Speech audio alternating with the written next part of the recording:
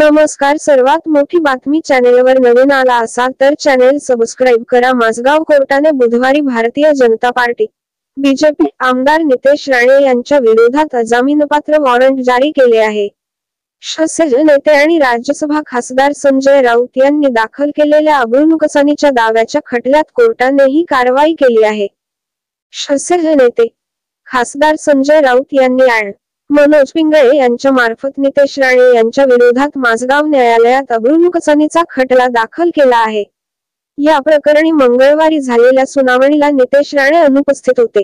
त्यांच्या वकिलांनी हजेरीपासून सूट देण्याची विनंती केली होती, परंतु न्यायिक मजिस्ट्रेट प्रथम श्रेणी आरती कुलकर्णी यांनी ती नाकारली आणि थेट अजामीनपात्र वॉरंट जारी केले. यापूर्वी जानेवारी महिन्यात न्यायालयाने नितेश राणे यांच्या विरोधात अजामीनपात्र वॉरंट जारी केले होते.